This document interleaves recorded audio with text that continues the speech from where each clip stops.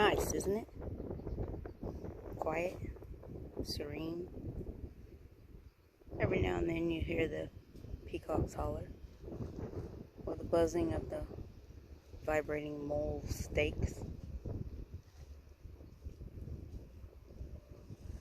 You can sit here and watch the semi-trucks drive by out there on the highway. The bees coming and going from the hives. But this video is going to be about the woven ground cover. Last year I invested in the woven weed fabric for our garden, and it was amazing. It was one of the best investments that I made, especially last year. Last year I was having some physical issues and I couldn't stoop and do the kind of things that I really needed to in a garden. So we invested in the woven weed fabric, and I didn't get enough staples. That's one thing. If you're going to be installing the woven weed fabric, get staples, and not just a few. You need more than you think you would ever need, especially if you live in a place that has Bermuda grass. The Bermuda grass tends to find its way in anywhere. These are the staples that you'll need. I got the longer ones because I am in Oklahoma and we do have a lot of wind. Let me show you an example as to why you need so many staples.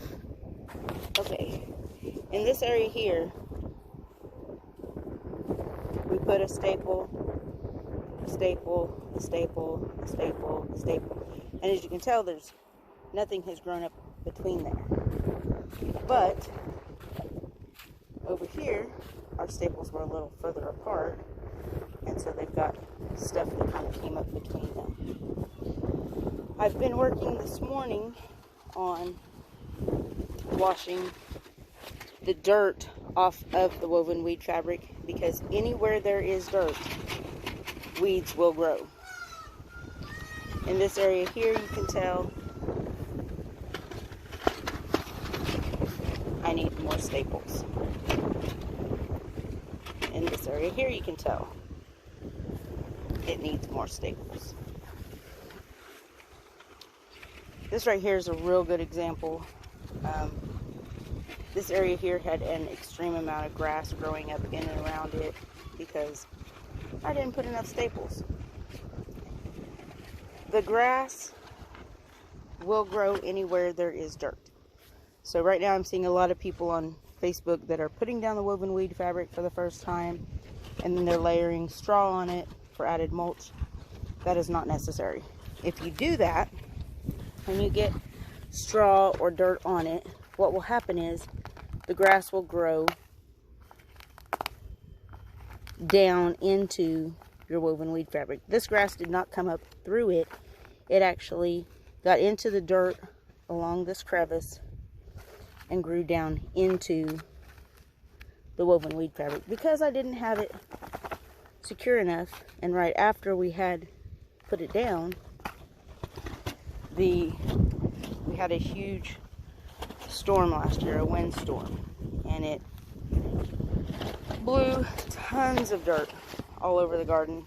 And I had just put down all these rows and planted my plants, and then the windstorm came and it like cooked my plants. Like the field out here, he had just worked the ground and planted it, and it literally sandblasted all of my plants. I had little stems sticking up. Some of them didn't make it. Some of them had to be replanted, but for the most part, they did come back, and they were a lot stronger because of it. One of the things when you're putting down the woven weed fabric is to remember to overlap the edges of it. That helps to prevent the weeds and grass from sticking in. So this is the weed fabric on the right from last year. This is the stuff I'm putting down this year on the left, and I've overlapped it. And this year I went ahead and move my fence out a little bit further. I used some feed sacks I had as a temporary measure because I was out of the fabric. But you want to burn the ends of your fabric so that it doesn't fray. And then I always tuck under the end just so that it doesn't get caught on anything. You can tell here on this piece how it's lifting in the middle. I'm going to go back and actually add more staples along the middle of it to keep that from happening, because I don't want it to lift up. These ones here are extremely tight, and if you can get them down super tight once your plants start growing in it, you really won't have many issues. But here's another example of where the dirt got down between the two pieces of fabric and the weeds actually grew into the dirt, and I didn't get it overlapped enough and stapled down. So once I get it all washed, that's another spot that I'm going to have to pull it a little tighter, add more staples, and get it down. One of the reasons for putting the weed fabric outside the fence, and I didn't think of this last year, so I didn't do that, but if you extend the woven weed fabric outside your fence just enough, then you can mow actually right up to it, and you don't have to worry about weed control along your fence line. Just another little pointer for you. I've actually got my seedlings out here this morning, and they are hardening off a little bit. They're kind of in a halfway shady area, just to give them a little bit of relief from the sun. I've got my potatoes planted, but that so far is the only thing I've got in the ground. I've got one area of the garden that I'm going to be using for watermelon, cantaloupe, that kind of thing. And I haven't decided yet if I want to put the woven weed fabric in that area or just mulch it real good with the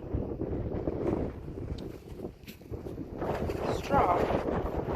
But I'm really leaning towards using the woven weed fabric. This stuff is amazing. It cuts down on the amount of weeds entirely.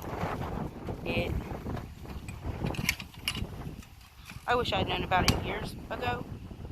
If you've got someone that really enjoys gardening but just doesn't have the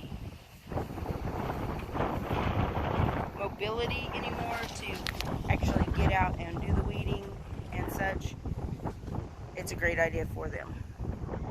We're going to take... This is the bees for today. Let's see. This hive is doing amazing. That hive is doing amazing. This one back here is a swarm we caught yesterday out of our tree. And back in that box is the swarm that we caught at the police department in Blackwell.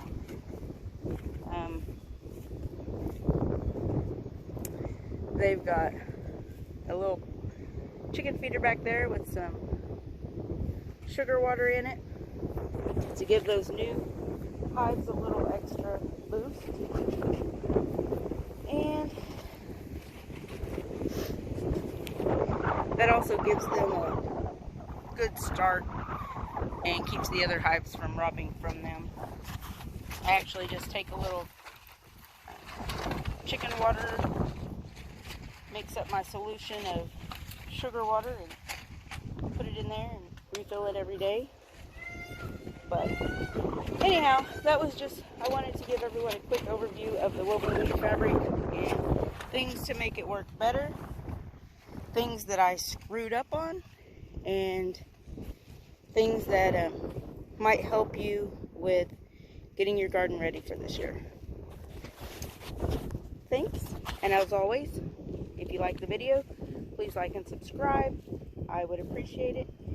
And if you have any questions, please comment down below.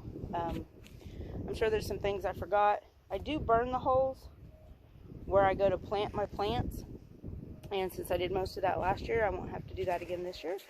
But if you want to see me show how to do that, let me know. Thanks. Bye.